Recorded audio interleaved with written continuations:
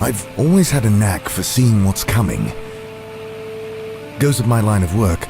Inspecting a dam or a bridge, you're looking for signs of failure years in advance. The bridge we were headed to, remote part of West Papua, that could wait 10 years for another experienced engineer. But I don't foresee everything.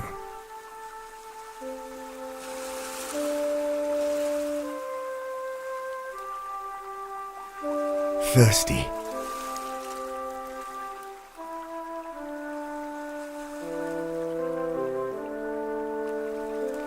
It's burning well. The fruit tempts me.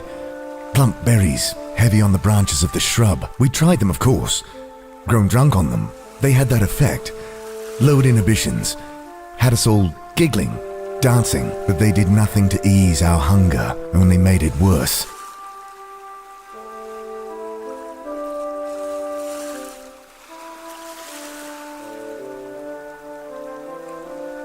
Been sleeping on these fan-like leaves the past few weeks. I'll take it with me.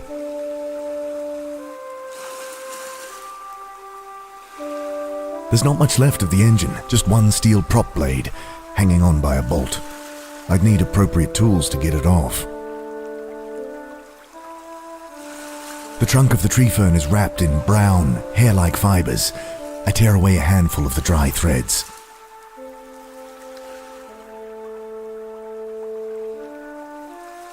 Without this outflow drain, the dam could never hold the massive pressure that would build above it. I ensured we built it strong, but rubble and recycled plane wreckage is no substitute for reinforced concrete.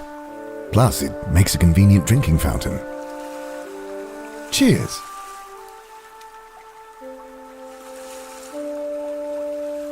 Aha! My pizza is here.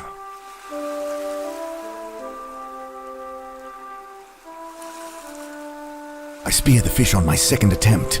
I'm getting better at this. Was that?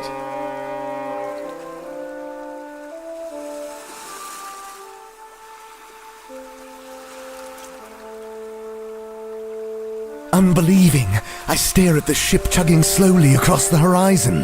There's a lump in my throat, as for the first time in weeks, the hope of rescue is rekindled. But they won't see me. The fire! Oh God, the fire is out! I have to get it lit. They must see me.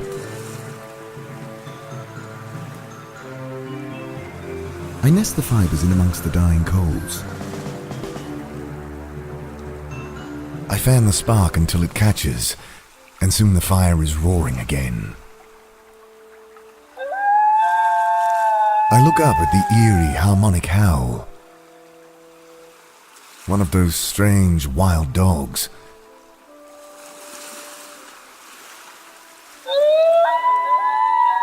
You're welcome to that fish, my friend. As long as this boat sees my fire, I should be. The dog is on me in an instant.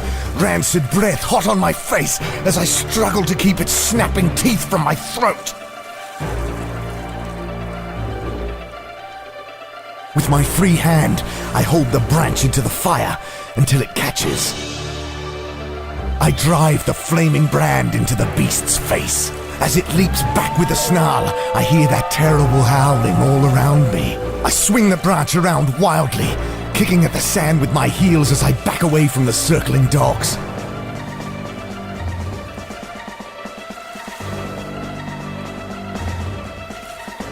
I swing up the tree as the first dog darts in, snapping at my ankles. Safe for a second, I remember the ship and look up. No, its course is unchanged. My fire now hidden to them by the rocks on the beach below. With desperation, I thrust the burning branch into the leaves above me, and they explode into flame. With the howling of the dogs below me, and the furnace above already blistering the skin on my hands, I watch the ship sail slowly out of sight. I feel my grip weakening and shut my eyes against the pain. Through my eyelids, the fire appears as an all-consuming wave of blood, washing it all away. Then I'm falling. I land hard. My eyes fly open at the sudden agony from my leg, and I look about me in wonder. The hammock I'd fallen from flaps against the bulkhead. My burned hand is bandaged, and my leg had evidently been set before I'd re-broken it just now. The pain has nothing to do with the tears that well in my eyes. Rescue. They must have removed my shoe when setting my leg. I pick it up. I throw my useless shoe at the mop and succeed in knocking it over. Leaning over, I grab the mop. I snag the thin rope.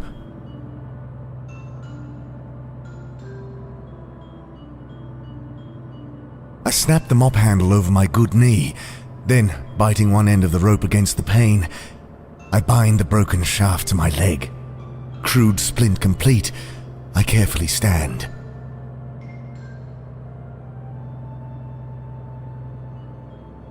I wolf down the food. Beetroot soup, still warm, mackerel, and crusty bread. There's a bottle of what I take to be painkillers, though I can't read the label. I swallow 2 with water, no, vodka, from a tin cup, and pocket the rest. The pills leave me drowsy.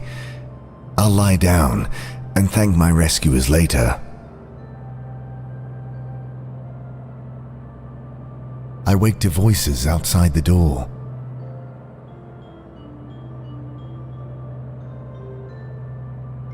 I can hear shouting behind the door. Another language. Russian, perhaps? Hello? Silence for a moment, then the door is shoved open. Rебят, он борется. My God! Thank you! Thank you! И pizza. Food belly. I can't believe you found me. I'd given up. Заткни его. I catch anger in his voice. Blinking away my tears, I see their faces for the first time. Faces red with rage. Do any of you speak English? My question cuts short as I'm shoved back onto my bad leg, makeshift splint shattering. Дипсик. Сито луте. Please, I don't understand. Мир будем сет, капитана. Не вагайдес. Shocked, I stare at the gun shaking in the man's hand.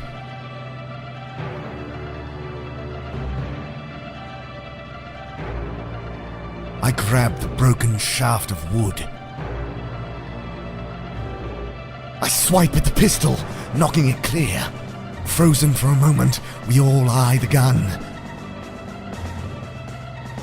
I dive for the gun, beating the crewman to it by a split second.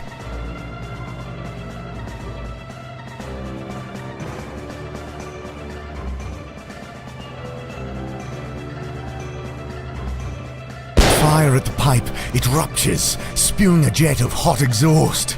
Coughing, the crewmen jump backwards. I stand, feeling the bones grinding in my leg, though dulled by the strong painkillers. Sealed. Shoot out the window and clear the remaining shards with the butt of the pistol. Then, head spinning from the cocktail of pills and carbon monoxide, I plunge into the water. I hear their screams in my head, the wet thud of blade biting into flesh, the snapping of bone.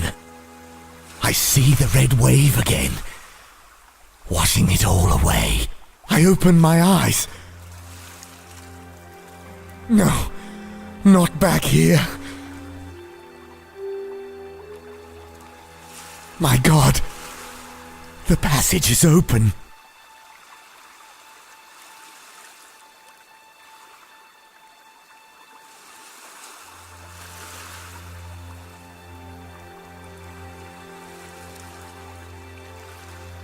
Had they gone through?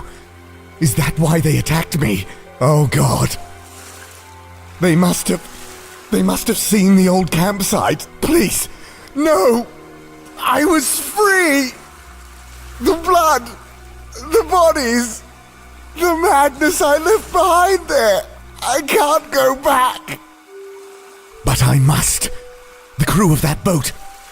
I have to stop them! I crawl through the fuselage and out the severed tail of the aircraft.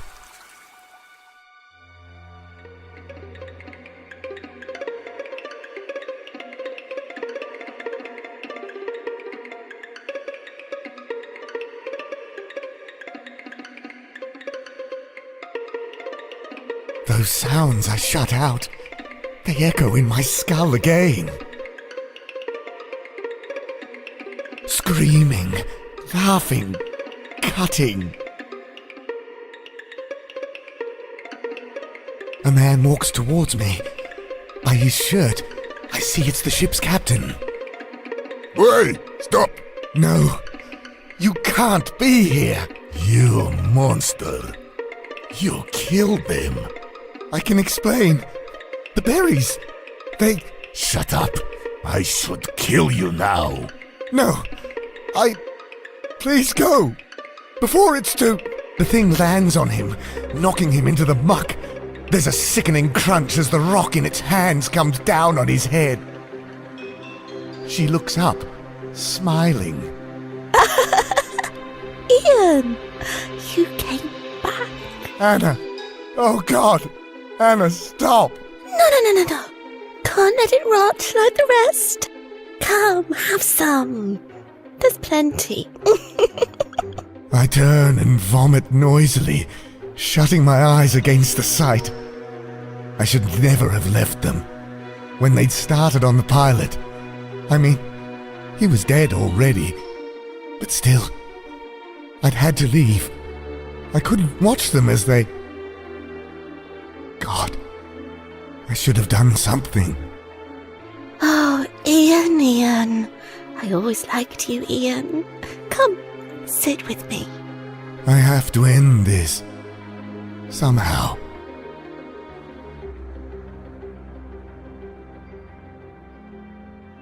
Prizing open cold fingers, I take the wrench.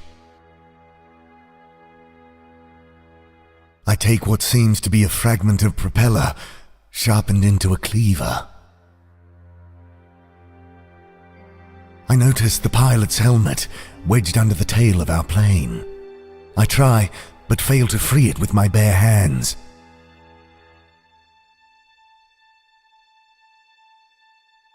Searching desperately for something I can use, I lift aside a lifeless arm. To my dismay, it comes away from the body. I crush some painkillers and brush it into the meat.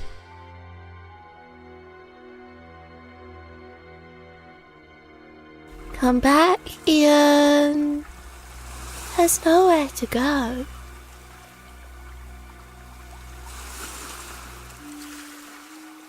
I unbolt the remaining prop, a long, flat bit of hollow steel.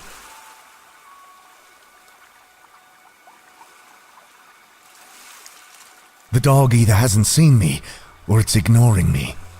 Either way, I don't want to get too close.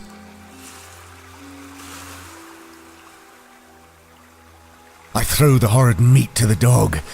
It sniffs it, then gulps it down. Come on. Don't think so. I check the rope that binds some key supports. It's secure. Short of being cut, it won't come loose. Against my better judgment, I sever the rope. The dam shifts slightly, and I hold my breath. It settles, and after a quick survey, I'm confident it'll hold, providing there's no further stress.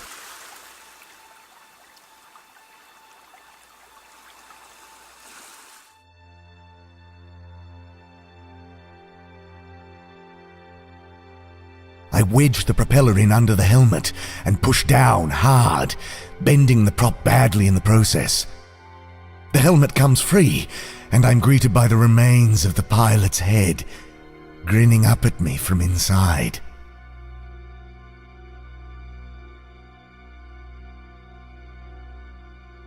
I won't go carving up bodies for no reason.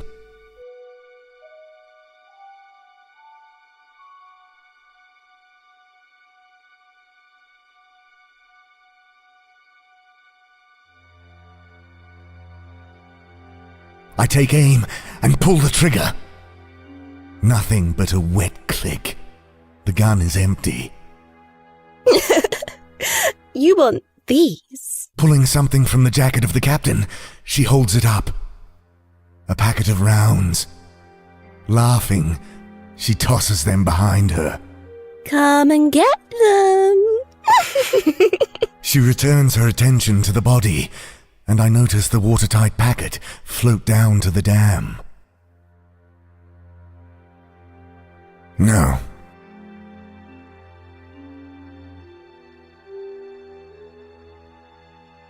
I step towards her, weapon in hand. Oh! To my dismay, I hear her howl echoed by two wild dogs. They run up to her, and she tosses them some strips of flesh. Here you go. Aren't they wonderful? Those dogs will rip me apart before I get close. There's plenty for you here, Ian. Come back.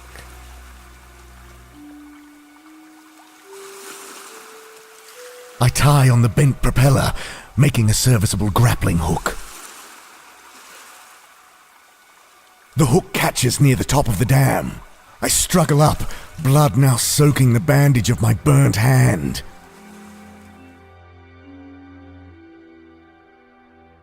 I secure the rope to the helmet's chin strap.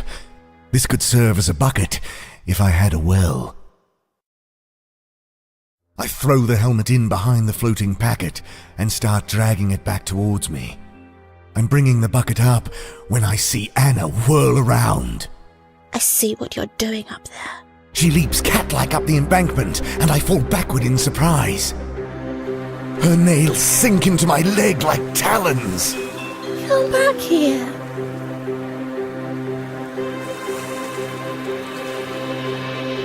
I jam the hideous object deep into the drain. Almost immediately I sense the pressure building behind. A terrible, surging power pushing inexorably on the wall.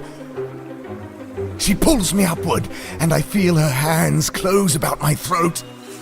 The wall falls silent for a moment, then bursts. A red wave, washing it all away.